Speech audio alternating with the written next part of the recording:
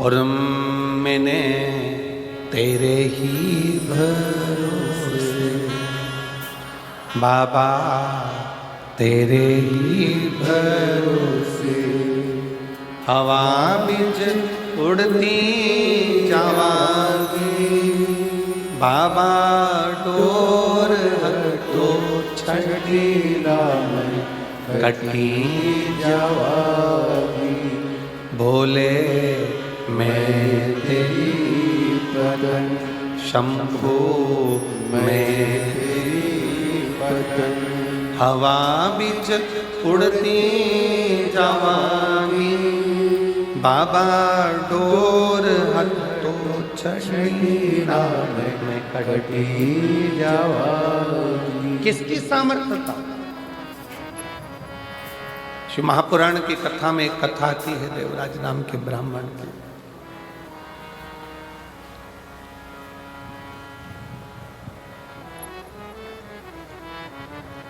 जीवन भर चोरी करी उसने, घर में पत्नी थी, बच्चे थे, पत्नी और बच्चों का भरण पोषण करने की जवाबदारी भी उस परमात्मा की। कितना सुंदर शिव पुराण में एक बात आती है कि एक बार माता पार्वती जी ने शिव जी से पूछ लिया था, क्या घर में बहुत गरीब कोई व्यक्ति है, बहुत गरीबड़ा है, उसके पास में कुछ भी नहीं, अपने बच्चों का पालन कर रहा है, अपने परिवार को पाल रहा है, अपने परिवार को लेके चल रहा है, और उस गरीबड़े व्यक्ति के पास में कुछ भी नहीं है। और मान लो उसके घर में कहीं से 8-10 मेहमान आ जाए, कोई अतिथि आ गए 10, कोई मेहमान आ गए, तो प्रभु उसके पास खाने की व्यवस्था नहीं है, रहने की व्यवस्था नहीं है, उसके पास कुछ पाने की व्यवस्था नहीं है, तो उसकी व्यवस्था कौन करेगा? शंकर भगवान माता पार्वती जी से कहते हैं, पार्वती एक बात अपनी बुद्धि में बिठा कर रखना, किसी के घर में अगर कोई बच्चा जन्म लेता है तो उसके जन्म के पहले माँ के स्तनों में दूध दे दिया जाता है, किसी के आने से पहले उसकी व्यवस्था कर दी जाती है।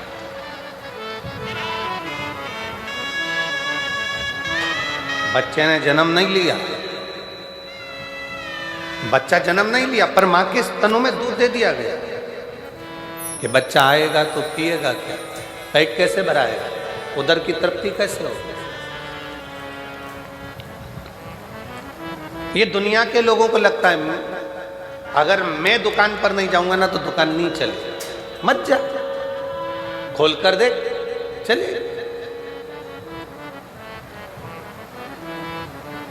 तुम नहीं थे तब भी दुकान चलती थी, तुम चले जाओगे तब भी दुकान चलेगी, तुम नहीं थे तब भी परिवार चल रहा था, तुम चले जाओगे तो भी परिवार चलेगा। तो अहंकार की जिंदगी से दूर हटकर ये सोचो कि हमारी दुकान चलाने वाला भी वो रब है और हमारे घर को, परिवार को चलाने वाला भी वो शिव है, कोई दूसरा नहीं चला रहा।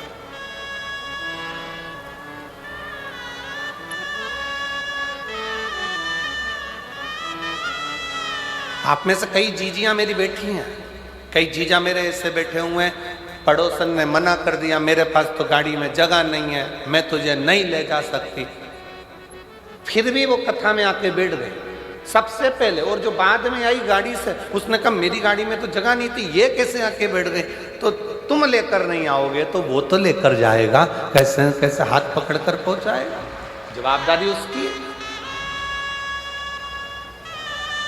तेरे मंदिर में आना मेरा काम है और मेरी बिगड़ी बनाना तेरा, ये जवाबदारी उसकी है। ये उसके ऊपर निर्भर करता है कि वो कैसे लेकर जाएगा, कैसे बिठाएगा, कैसे खिलाएगा, कैसे पिलाएगा। पार्वती जी कहती हैं, मान लो बाबा देवादिदेव महादेव से कहती हैं कि किसी के घर में बहुत गरीब बड़ा है, घर में अन्न का दाना तक नहीं है, बच्चों का भरण पोषण बड़ी मुश्किल से करता, बड़ी मुश्किल से, अपने परिवार को बड़ी मुश्किल से संभाल रहा, और उसके घर में आ गए 10-11 मेहमान।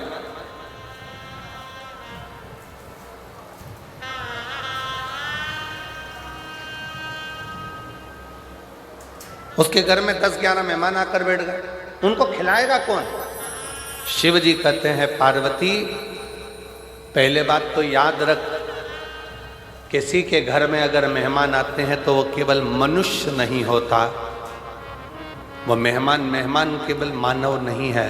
किसी के घर में अगर मेहमान आते हैं तो वो उसका कल्याण करने के लिए स्वयं संत और परमात्मा किसी के दरवाजे पर पहुंचते हैं।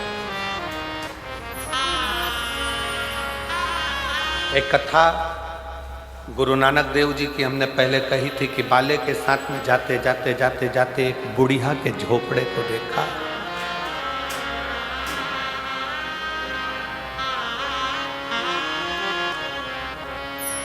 बड़े बड़े महल थे,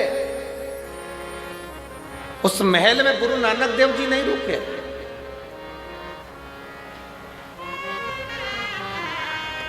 गुरु नानक देव जी रुके तो एक झोपड़े में रुके, एक बुढ़िया के झोपड़े में, एक बूढ़ी मां के झोपड़े में। पूछो हमको कुछ पवा देंगी? जाओ जरा बात करो। बूढ़ी मां खुश होकर बोली, मेरे पास में जो होगा मैं आपको दूंगी, आप रहो मेरे झोपड़े।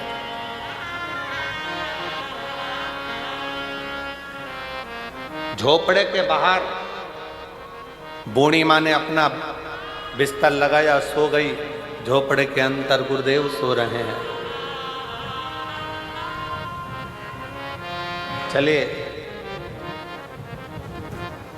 बाले ने गुरु नानक देव जी से कहा कि प्रभु कितनी बूढ़ी है, छोटा टूटा सा झोपड़ा है, अपन चले। एक वर्ष के बाद गुरु नानक देव जी बाले के साथ फिर घूमते घूमते आए। भ्रमण करते करते जब वहां पहुंचे, बाले से कहा यहाँ रुकने की व्यवस्था देखो। तो बाले देखने के लिए गया कि वो बूढ़ी माँ का जो टूटा हुआ झोपड़ा था, वहां तो 4 मंजिल का महल बना हुआ था। बाले ने गुरु नानक देव जी से कहा कि गुरुदेव, वो बूढ़ी माँ तो बहुत भिक्षुक सी थी, जिसके पास में खाने के निवाले नहीं थे, अन्न का दाना नहीं था, सोने के लिए पलंग नहीं था, हमको अंदर सुलाकर खुद बाहर जाकर सो गई थी। उसका ये 4 मंजिल का झोपड़ा महल कैसे बन गया 4 मंजिल का? गुरु नानक देव जी ने कहा, कभी भी अतिथि नहीं रहता, अतिथि देवो आती है, अतिथि नहीं है। स्वयं शिव, स्वयं शंकर, स्वयं ईश्वर, स्वयं भगवान।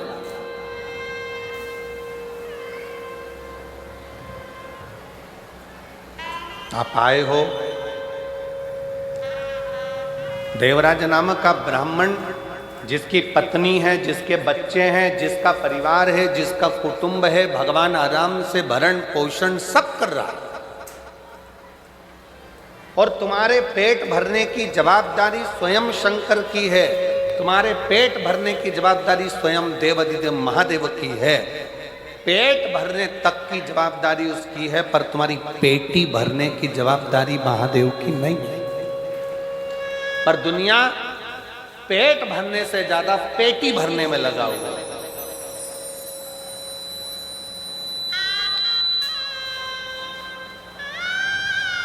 पेट भरने से ज्यादा उसकी जवाबदारी पेटी भरने की हो गई। मेरे बेटे के लिए मकान बना लूंगा, मेरे बेटे के लिए ये कर लूंगा, मेरी बेटी के लिए ये कर लूंगा, मेरे देवर के लिए ये कर लूंगी, मेरे जेठानी के लिए ये कर लूंगी, मेरे भाई के लिए वो कर दूंगा, मेरे बंधु के लिए वो कर दूंगा।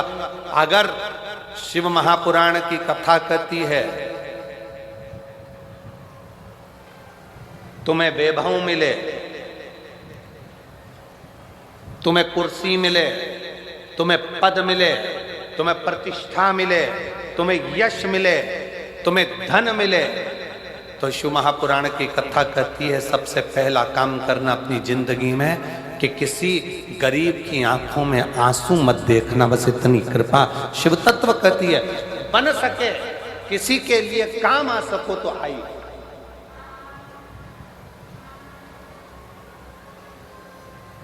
अपने पद का, अपनी प्रतिष्ठा का, अपने यश का, अपने वैभव का, अपनी सत्ता का सदुपयोग करें।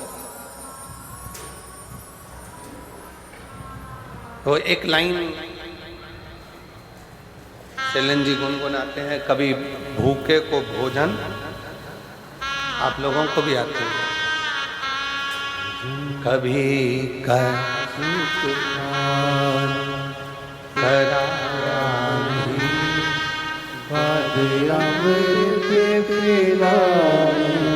से क्या फायदा, कभी गिरते हुए को उठाया नहीं, बाद आंसू बहाने से क्या फायदा, कभी प्यासे को पानी पिलाया नहीं, बाद अमृत पिलाने से क्या फायदा।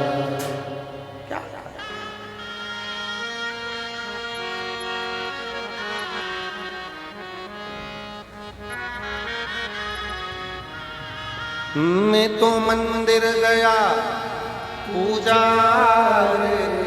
की, पूजा करते हुए ख्याल आ गया। मैं तो मंदिर गया पूजा की, पूजा करते हुए ख्याल आ गया।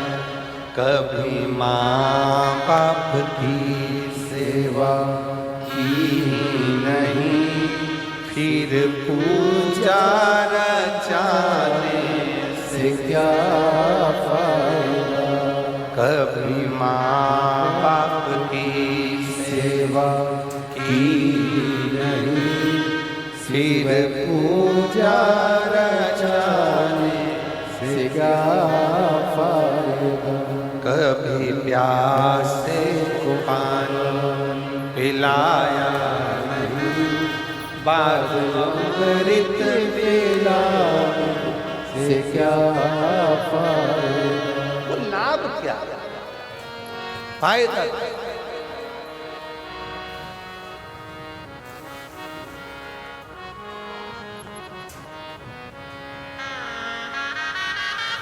भगवान ने दिया अगर वैभव, भगवान ने दिया अगर सत्ता, भगवान ने अगर दिया है धन प्रतिष्ठा, तो उसका सदुपयोग करिए,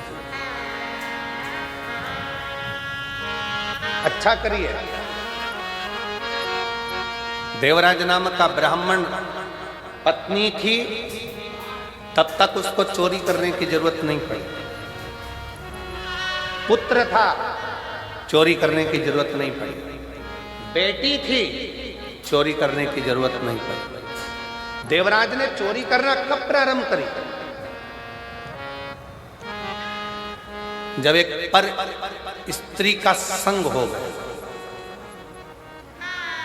पर स्त्री का संग,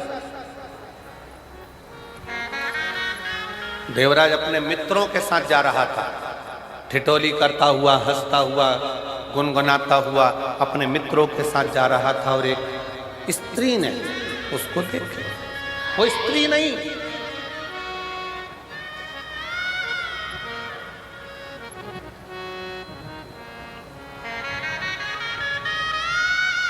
इसको मालूम नहीं पड़ा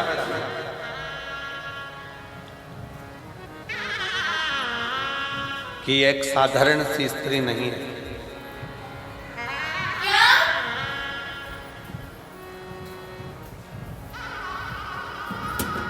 देवराज नाम के ब्राह्मण को उसने अपने जाल में फंसाया।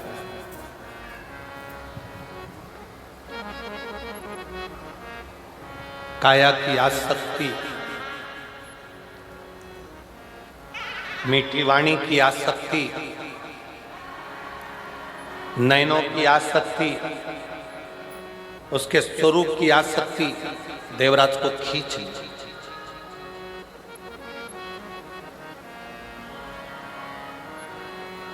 देवराज को खींच ली और देवराज को खींचा। 1 महीना, 2 महीना, 3 महीना चलते चलते उसने पहले देवराज से कोई धन की कामना नहीं करी, कोई पैसे की कामना नहीं करी, पर स्त्री का संग।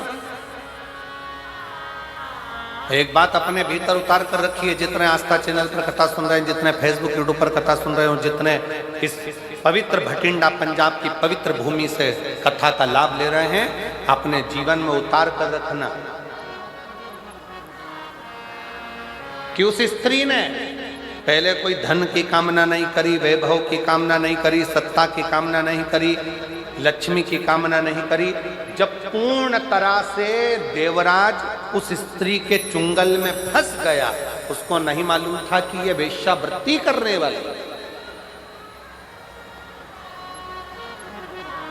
जब बुरी तरह से फंस गया और पूर्ण तरह से फंसने के बाद एक दिन इसने बस उस स्त्री ने देवराज से कह दिया कि वो रानी, राजा की धर्म पत्नी जो गले में हार पहनती है, वो हार मुझे चाहिए। पत्नी थी, चोरी करने की जरूरत नहीं पड़ी। देवराज ने चोरी नहीं करी, बच्चे थे, चोरी करने की जरूरत नहीं पड़ी। क्योंकि शिव महापुराण की कथा कहती है, घर में पत्नी आती है ना, किसी लड़के की शादी होती है और घर में बहू आई ना, भगवान उसके हिसाब से उसकी तनख्वाह, उसका वैभव, उसका धन बढ़ाना प्रारंभ कर देता। उसका धन बढ़ाना भगवान खुद प्रारंभ कर देता, उसकी सत्ता बढ़ाना अपने आप प्रारंभ कर देता। शादी होने के बाद में बच्चे होते हैं तो भगवान फिर कहीं ना कहीं से एक जल का स्रोत बढ़ाता है, आवक बढ़ाना चालू कर देता, कोई नया काम चालू कर देता है, कोई दूसरा काम चालू कर देता, जिससे इसकी आवक बढ़े।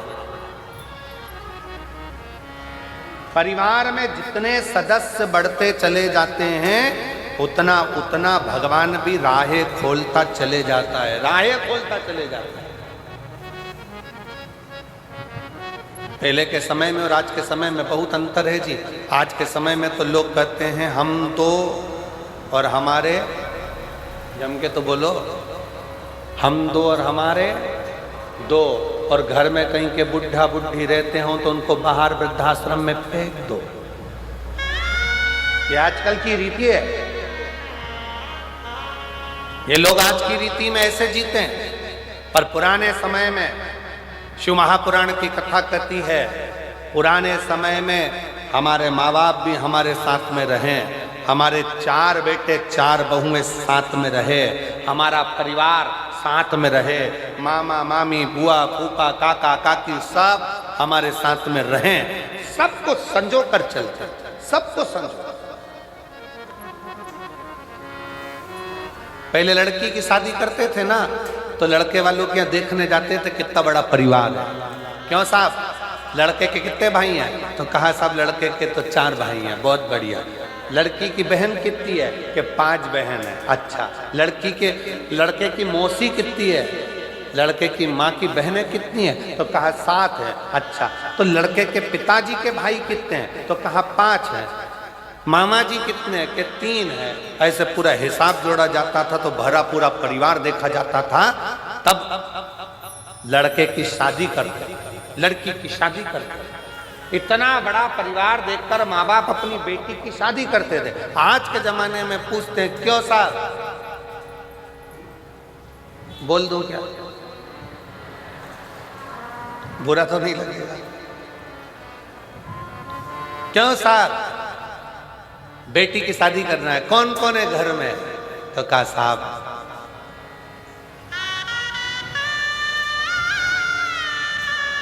लड़के की माँ तो नहीं है, बाप है और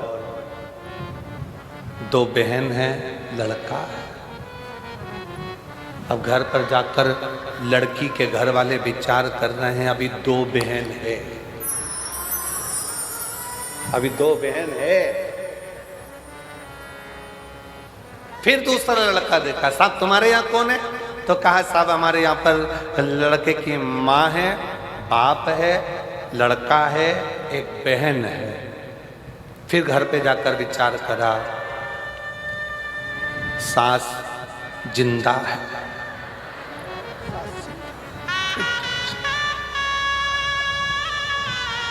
फिर कोई लड़का देखा, पूछा साहब लड़की की शादी कौन कौन है तुम्हारे घर में बेटा? लड़का बोला माँ को गए बहुत समय हो गया, मेरी बहन भाई कोई नहीं है, पिताजी हैं और मैं हूँ, और पिताजी भी भटिंडा में रहते हैं और मैं दिल्ली में रहता हूँ।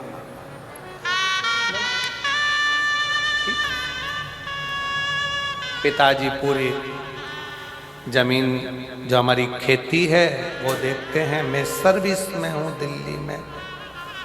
ठीक है, रिश्ता पक्का। क्यों? लड़की को काम नहीं करना पड़ेगा, बनाएगी तो ठीक, नहीं तो होटल, ऑनलाइन बुकिंग सब है।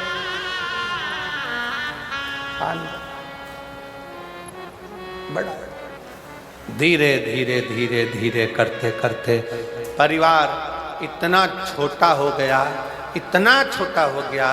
पहले परिवार बड़ा होता था तो कोई आंख उठाकर नहीं देख सकता था, आज परिवार इतना छोटा हो गया कि दूसरों से डरना पड़ता है कि कोई हमारे ऊपर कोई क्रम ना कर दे, कोई दिक्कत ना।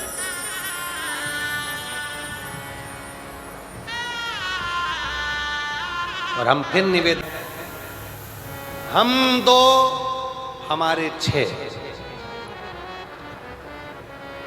क्योंकि हमारे यहाँ की पुरानी रीति है, हमारे भारत की भूमि की पुरानी रीति है। मेरी जीजियां जब बाजार से कोई सामान खरीदने जाती थी तो एक सामान तो लेके आती नहीं थी, पूरा सेट की सेट लाती थी। थाली कितनी एक लेकर आती थी क्या? थाली जम के बोलो कितनी? 6। कटोरी 6, प्लेट 6, चम्मच 6, पूरा 6 का सेट लेकर आते थे। इसलिए निवेदन है अपने घर में भी कम से कम 6 का सेट तो रखो। 2 बुजुर्ग, दादा दादी, माता पिता और बेटा बेटी, कम से कम 6 का सेट बनाकर चलो कि घर में ये 6 का सेट समाप्त नहीं होना चाहिए। हमारे घर में भी कम से कम सेट बना रहना चाहिए। बुजुर्ग साथ में रहे, मम्मी पापा साथ में, माता पिता साथ में रहे, घर के बच्चे साथ में रहे, ये 6 का सेट चलता है। 6 का सेट।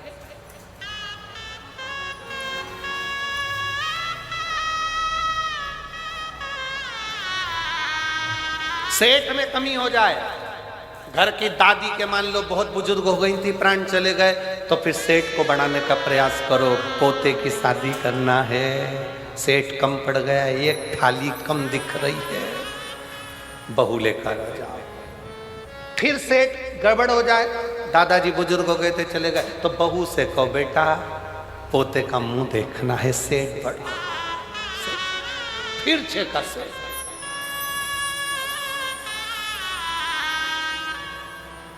थोड़ा सा।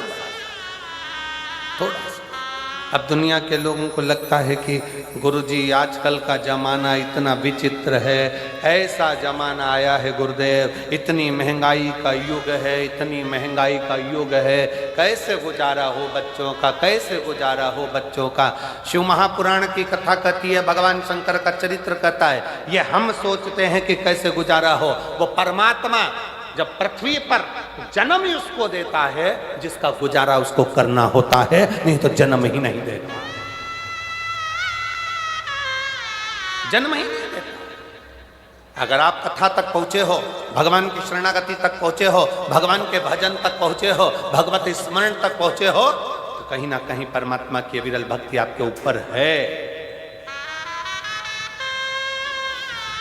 गुरुद्वारे में जाकर चाकरी कर रहे हो, सेवा कर रहे हो,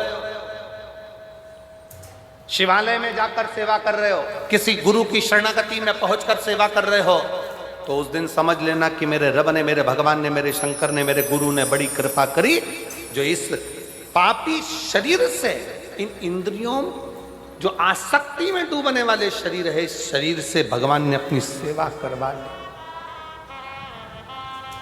एक पत्र है, देखिए कितना सुंदर है। अभी सारे पत्र तो हम पढ़े नहीं हैं।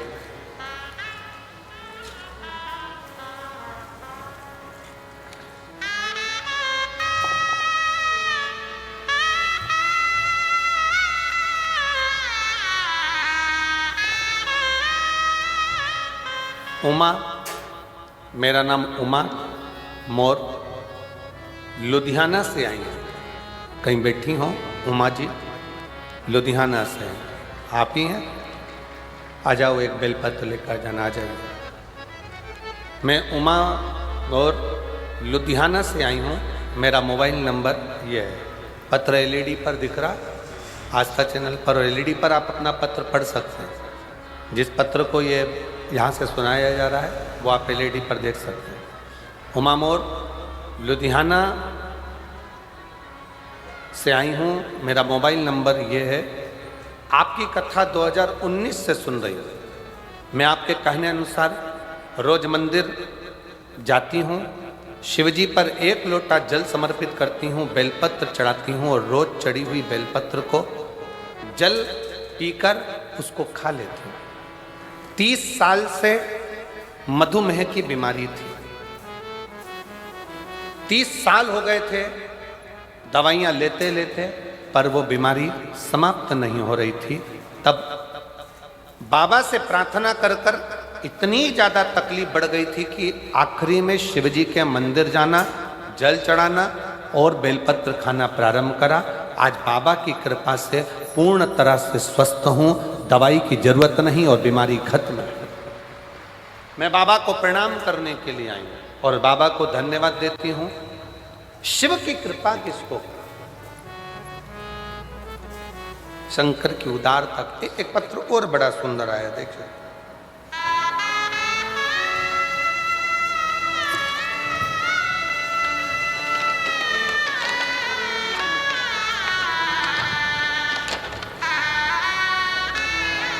एक तो पत्र थोड़ा छोटा सा लिखा करो, इतना बड़ा बड़ा पत्र लिख देते हो, उसको पढ़े कितना, ये बताओ।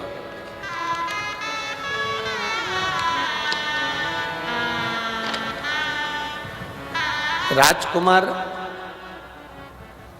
चंद्रकला सैनी, पति श्री राजकुमार सैनी, राजीव नगर, हिसार, हरियाणा की रहने वाली हूँ। मेरा मोबाइल नंबर ये है। कहीं बैठे हैं? आप ही हैं? आ जाओ, बेलपत्र लेकर जाना, आ जाओ।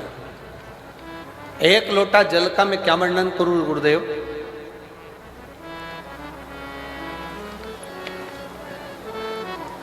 शरीर में कष्ट था, तब परिवार के नजदीक के लोग सीहोर जा रहे थे, उज्जैन जा रहे थे, तो हम भी बाबा से प्रार्थना करने वहां पहुंच गए। वहां से रुद्राक्ष लेकर आए, गलाकर उसको पीना चालू करा और बाबा की कृपा से स्वास्थ्य ठीक हुआ। पर गुरुदेव, एक निवेदन और करना चाहती हूँ।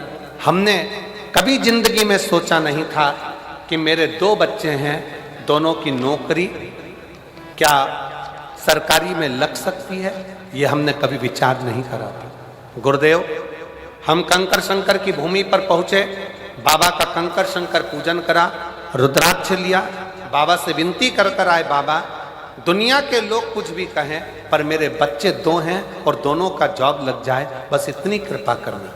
बच्चों से कहा अपनी मेहनत को 4 गुना बढ़ाओ, जब भी एग्जाम देने के लिए जाओ तो 4 गुनी मेहनत कर कर, रात दिन एक कर कर फिर शिव जी पे जल चढ़ा कर जाना। आज मैं बाबा को धन्यवाद देने के लिए आई हूँ।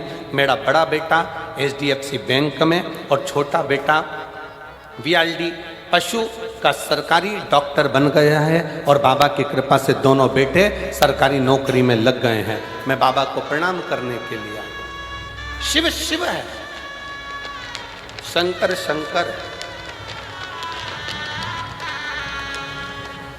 और मैंने तेरे ही भरोसे बाबा तेरे ही भरोसे हवा में उड़ती जावांगी बाबा डोर छड़ी रावण कटी जावांगी भोले मैं तेरी वतन शंभो मैं तेरी वतन हवा बिच उड़ती जावांगी बाबा डोर हतो छड़ी रावण कटी जावांगी भोले मैं तेरी वतन शंभो मैं तेरी वतन हवा विच उड़ती जावांगी। उमा जी को लुधियाना से एक बार जोरदार ताली बजाएं साथ में।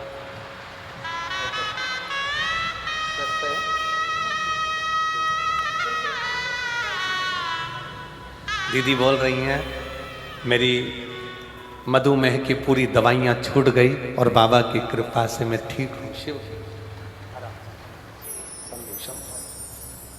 शिव शिव एक विश्वास एक भरोसा।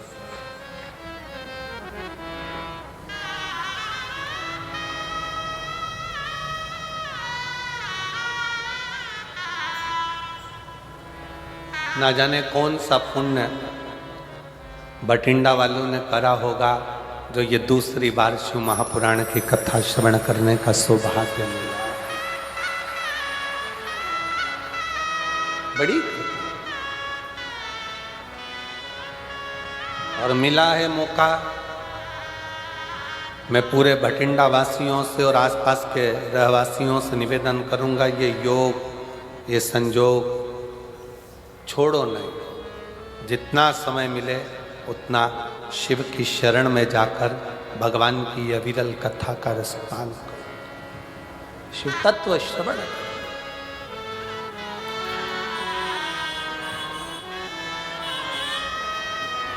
भक्ति को धारण।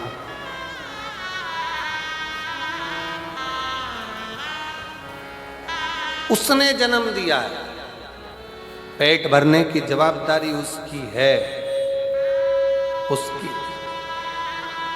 और तेरा ही दिया मैंने खाया पिया है, तेरा शुक्रिया है तेरा शुक्रिया है।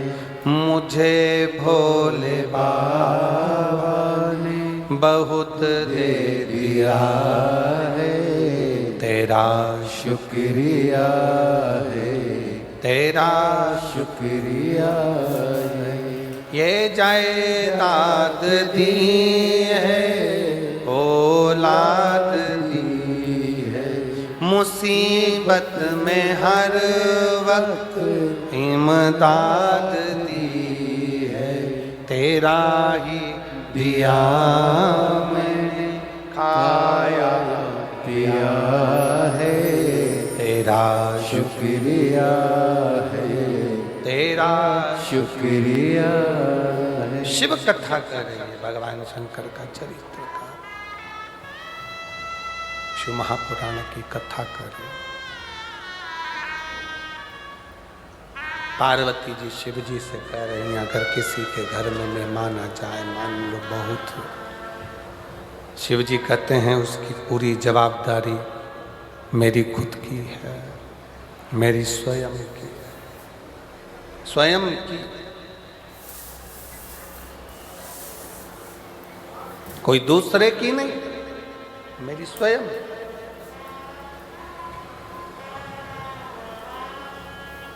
देवराज ब्राह्मण की धर्म पत्नी है, देवराज ब्राह्मण के बच्चे हैं, परिवार है, उसका पेट भरने की जवाबदारी उस परमात्मा की। पर देवराज ब्राह्मण जब किसी गलत स्त्री का संग पकड़ लिया देवराज ब्राह्मण जब किसी गलत स्त्री का संग पकड़ लेता है, गलत स्त्री का संग धारण कर लेता है,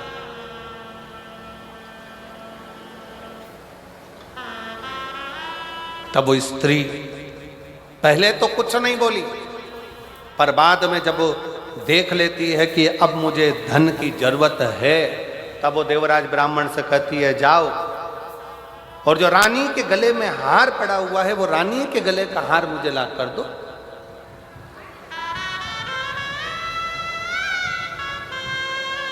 जो रानी के गले में हार पड़ा है वो मुझे ला।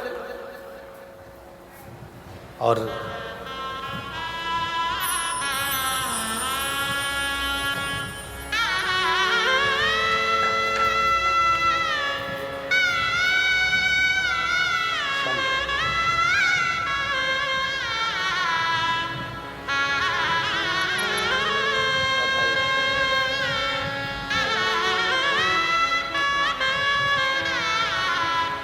दोनों बच्चों का सरकारी नौकरी लगा है, एक बार जोरदार ताली बजाकर स्वागत करें।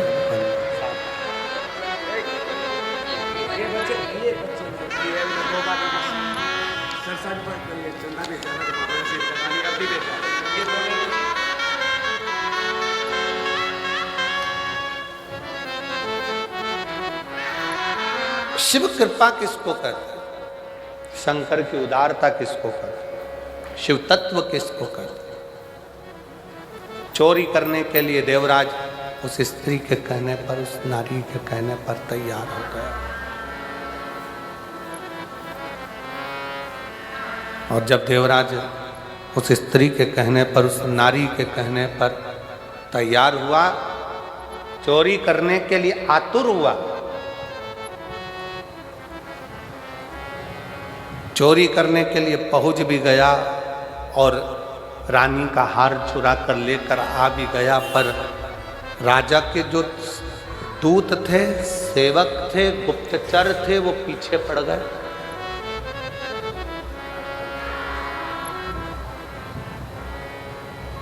उन्होंने पीछा पकड़ लिया।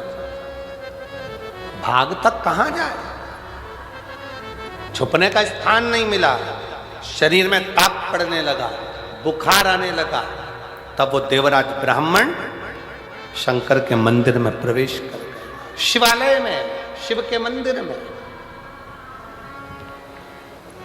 और शरीर में ताप पड़ रहा था तो छुप कर बैठ गया।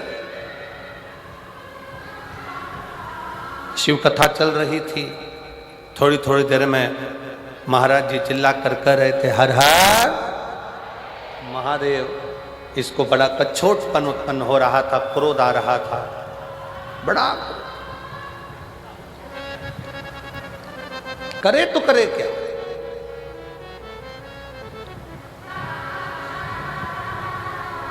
अंदर से बड़ा कछोटा जा रहा था। मंदिर से चोरी का सामान लेकर बाहर निकला। एक बेलपत्र के वृक्ष के छांव में उसके प्राण छूट गए। और बहुत सावधानी से ध्यान रखना, तुम्हारे भरण पोषण की जवाबदारी उसकी है, पत्नी के भरण पोषण की जवाबदारी उसकी है, बच्चों के भरण पोषण की जवाबदारी उसकी है। पर व्यक्ति जब सही राह पर चलता है उसकी जवाबदारी परमात्मा लेता है, पर वो जब गलत राह पर निकल जाता है, किसी गलत स्त्री के संग में, झूठ में, प्रपंच में, गलत संगत में, गलत विचारों में जब वो पढ़ना चालू हो जाता है तो फिर वो अपनी जवाबदारी बंद कर देता है। फिर वो अपनी जवाबदारी बंद कर देता है, फिर उसकी जवाबदारी समाप्त हो जाती है। वो कह देता है मेरे संगत में रहेगा, मेरे साथ में रहेगा, तो बात मेरे साथ में। आप ध्यान रखिए, जरा विचार करिएगा,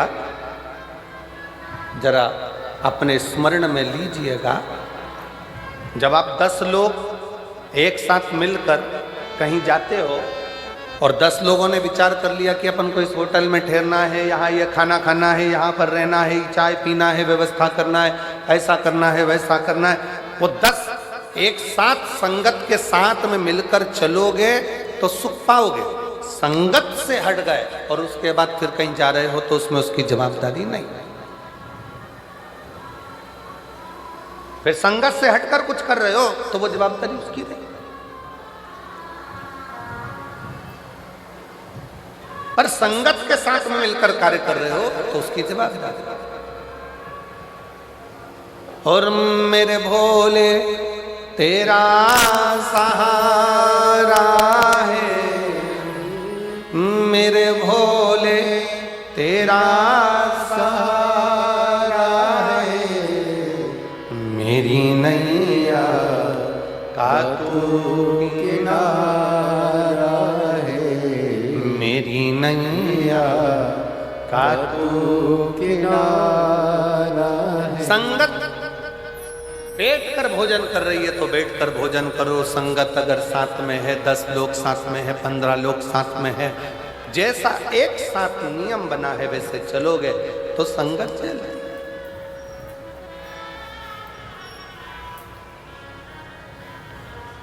एक पैसे वाला व्यक्ति मरता है ना, बहुत धन वाला व्यक्ति मरता है तो उसके मरने के बाद एक सभा होती है, जिसको कौन सी सभा कहते हैं? शोक सभा।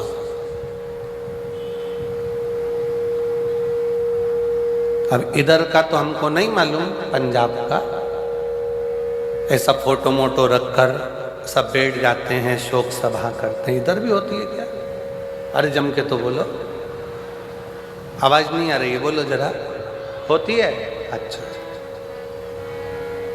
पैसे वाला मरता है, धनपति मरता है तो शोक सभा होती है। कोई गरीबड़ा मरता है, कोई गरीब व्यक्ति मरता है, उसकी शोक सभा होती है क्या?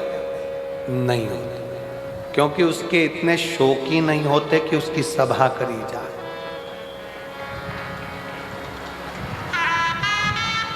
जिसके शोक ज्यादा होते हैं उसकी शोक सभा भी होती है, और जिसके शोक ही नहीं होते वो शोक सभा क्या करेगा? वो तो थोड़ी देर बैठकर गुरुवाणी को श्रवण कर लेता है, सत्संग कर लेता है, भगवान की भक्ति कर लेता है, राम नाम, कृष्ण नाम, शिव नाम को जप लेता है और अपनी जिंदगी का आनंद पा लेता है।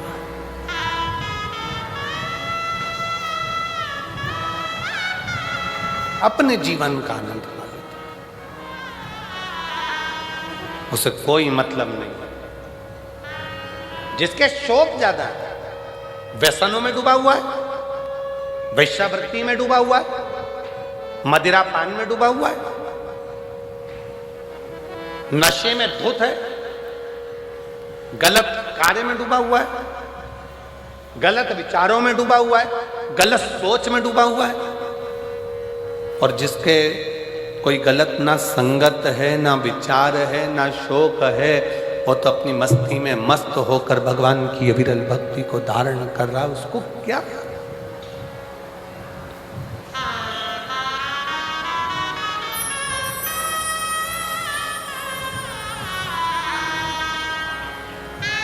और तेरी कृपा का क्या है भरोसा, कब किस पर हो जाए चरासी हम पर कर दो, चरासी हम पर कर दो।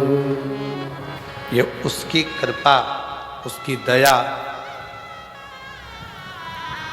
जो समर्पित होकर जी रहा है, गलत गलत व्यसनों से दूर है। और फिर निवेदन है, सही राह पर चलोगे तो परमात्मा भी साथ देगा, और गलत राह पर चलोगे तो एक दिन अपने साथ छोड़ देते हैं, वैसे ही परमात्मा भी साथ छोड़ देता है जब तुमने गलत कार्य करना प्रारंभ कर दिया, गलत कर्म करना प्रारंभ कर दिया, गलत सोचना प्रारंभ कर दिया, गलत तरीके से कमाना प्रारंभ कर दिया, गलत तरीके से लाना प्रारंभ कर दिया, तो परमात्मा ने भी साथ देना बंद कर दिया। फिर परमात्मा साथ नहीं देता।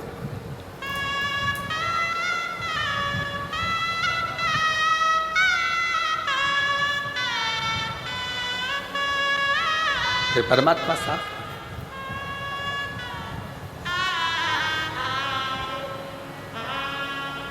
शिव कथा कह रही है, मानव देह में, मनुष्य के शरीर में जो अच्छा बन सकता है, आप हम फिर निवेदन करेंगे, कहीं गंगा जी के घाट पर जाकर बहुत सालों तक मत बैठो। मंदिर, देवालय में, शिवालय में, कहीं पर भी तुम डेरा बनाकर मत बैठो। तुम तो अपने घर में रहो, अपने परिवार में रहो, अपने कुटुंब में रहो, अपनों के साथ रहो, पर इतना याद रखो कि गलत कर्म की ओर ना जाए। हाँ, अगर कोई पाप कर्म जिंदगी में थोड़ा बहुत हो भी गया है तो उस परमात्मा को छोड़ दो कि बाबा एक लोटा जल मैं जो रोज तुम्हारे ऊपर चढ़ा रही हूँ, ये समझ लेना कि मैंने कोई पाप कर्म करा होगा तो आप मेरे वो पाप को मिटाते चले जाओगे और पुण्य को बढ़ाते चले जाओगे। मेरा पाप कर्म समाप्त होते जाएगा, पुण्य कर्म बढ़ते जाएगा। बस इसी भाव से मैं चल। एक पत्र है, अच्छा है।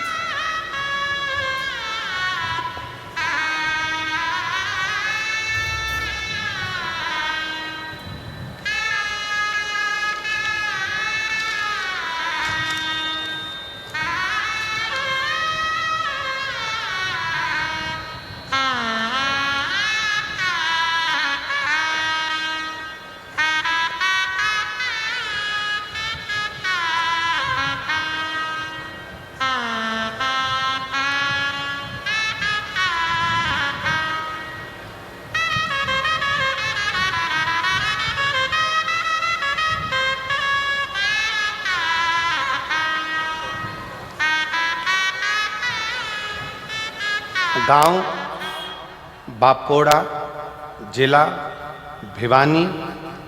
मेरे पति का नाम महावीर और मेरा नाम बबीता है। कहीं बैठी हों तो हाथ हिला सकती हैं। कहीं बैठे हैं? आ जाइए, आ जाइए, आ जाओ, आ जाओ। गुरुजी 2022 से दुख चालू हुआ, ऐसी तकलीफें आना चालू हुई कि बर्बादी होना निश्चित है। हमें आपकी कथा के बारे में नहीं मालूम था। तब किसी एक बहन के कहने पर आपकी कथा सुनना प्रारंभ करी। शिव जी के मंदिर में एक लोटा जल शंकर को चढ़ाना प्रारंभ करा और सुमिरन करना प्रारंभ करा। शिव को भजे, एक लोटा जल चढ़ाए और कुछ नहीं। गुरुदेव बच्चादानी में रसोली हो गई, गांठ हो गई, डॉक्टर ने ऑपरेशन का कह दिया। साथ में बच्चों का विवाह नहीं हो रहा, जो धन था वो किसी ने हड़प लिया। इतनी तकलीफों के साथ में कैसे जीवन जिए? कुछ भी हाथ में नहीं था। तब 2022 पूरा निकल गया। तब 2023 में किसी के कहने पर कथा प्रारंभ करी।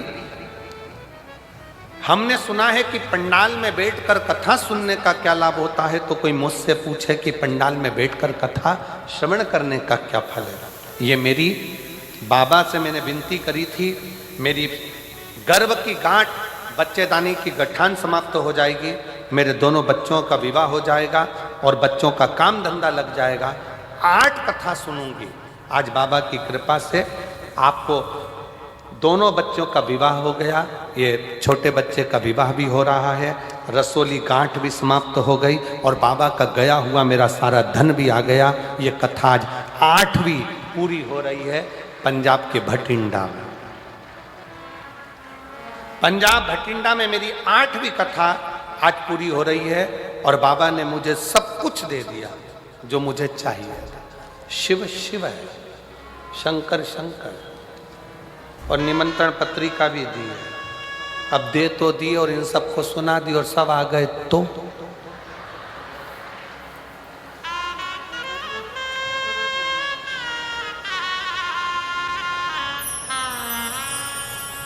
शिव शिव है, शंकर शंकर, हो गर्दानी हो कर। आप किस भरोसे पर शिव महापुराण की कथा कर रही है, भगवान शंकर का चरित्र कर रहा है? आपका विश्वास कितना दृढ़ है, आपका भरोसा कितना दृढ़ है?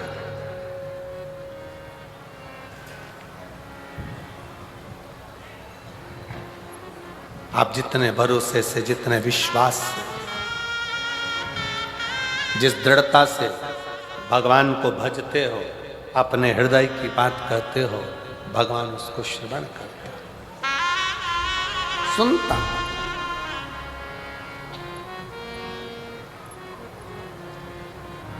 तेरे दरबार की बाबा निराली शान देखी, तेरे दरबार की बाबा निराली शान देखी है। तुझे देते नहीं देखा, पर झोली भरी देखी है। तुझे देते नहीं देखा, पर झोली भरी देखी है। मुख दुनिया मोड़ेगी बाबा, तू मुखड़ा ना मोड़े। मेरी लगी परी दीनू बाबा, तू वे ना तोड़ी। मैनू लगी परी दीनू बाबा, तू वे ना तोड़ी। मुख दुनिया मोड़ेगी बाबा, तू मुखड़ा मोड़। शिव के प्रति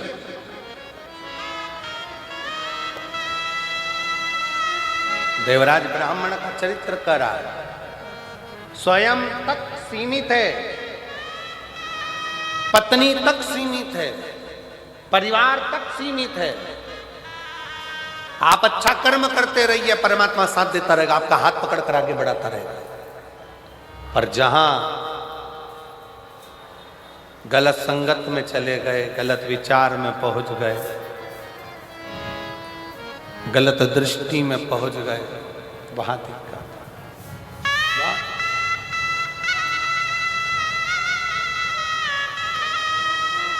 और हुआ वही वही वही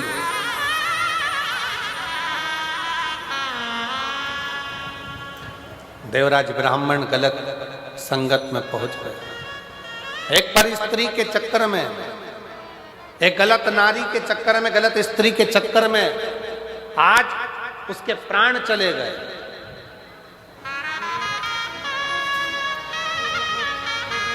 गलत स्त्री के चक्कर में आज उसका प्राण चले गए।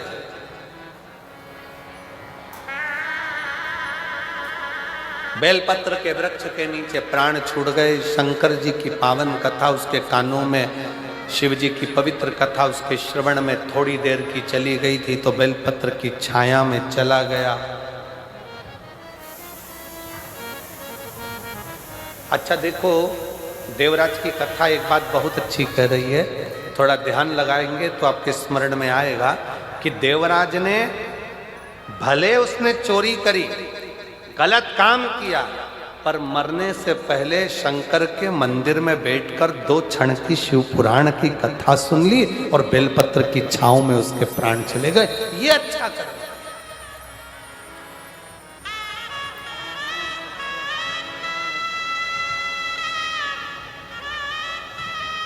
एक तो बेलपत्र की छांव मिल गई, दूसरा मरने से पहले शंकर भगवान की कथा मिल गई, आज शिव की कथा मिल गई। ये कितनी बड़ी कृपा, कितनी दया।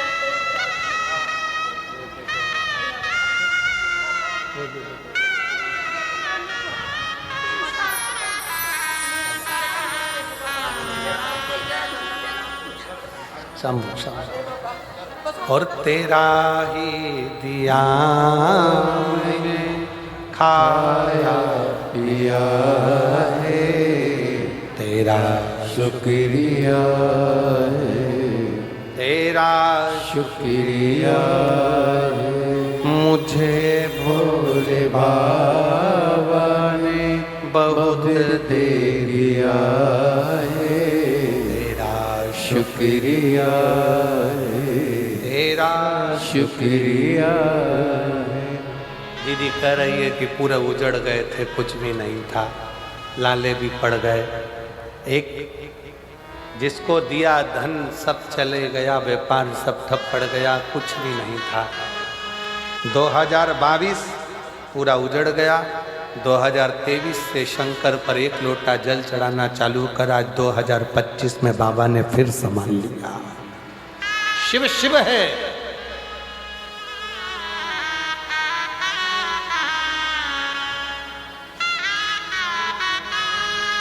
शंकर शंकर है, ओघड़दानी ओघड़दानी। इसीलिए निवेदन है, शिव के सिवा कहीं दिल ना लगाना, शिव के सिवा कहीं दिल ना लगाना, वरना पड़ेगा तुझे आंसू बहाना, वरना पड़ेगा तुझे आंसू बहाना। शिव के सिवा कहीं दिल ना लगाना, शिव के सिवा कहीं दिल ना लगाना। दोनों हाथों से ताली से बजाते हुए। वरना पड़ेगा तुझे, वरना पड़ेगा तुझे आंसू बहाना, शिव के सिवा कहीं दिल ना लगाना, शिव के सिवा कहीं दिल ना लगाना।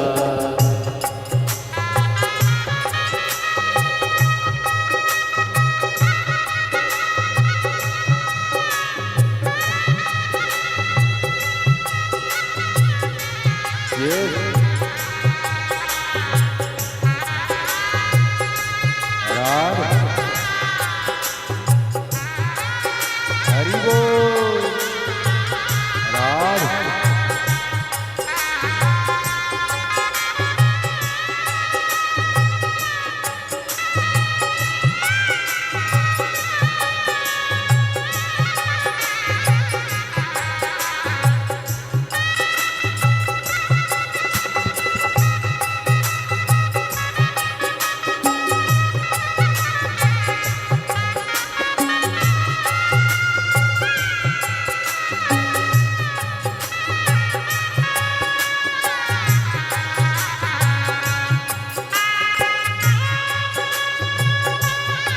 राधे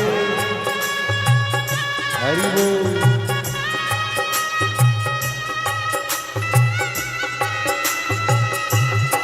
जय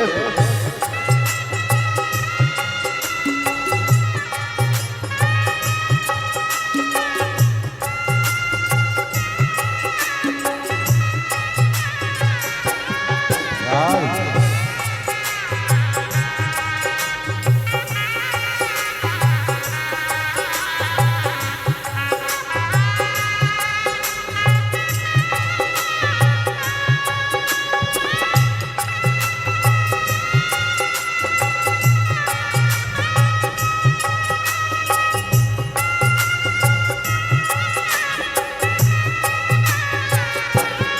शंभु राधे हरि बोल।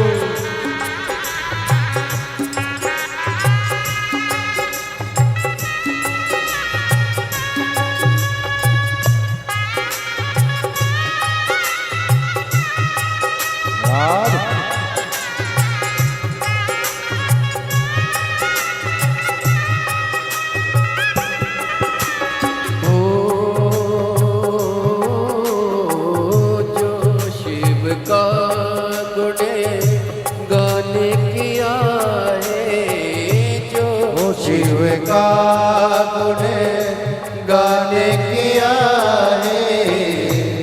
सच्चा जीवन वो ही जिया है, सच्चा जीवन वो ही जिया है। जो शिव का गुण गाने किया है, जो शिव का गुण गाने किया है, सच्चा जीवन वो ही जिया है, सच्चा जीवन वो ही जिया है। सुमिरन के बल से तुझे, सुमिरन के बल से तुझे मुक्ति है पाना, शिव के सिवा कहीं दिल ना लगाना, शिव के सिवा कहीं दिल ना लगाना। वरना पड़ेगा तुझे, वरना पड़ेगा तुझे आंसू बहाना, शिव के सिवा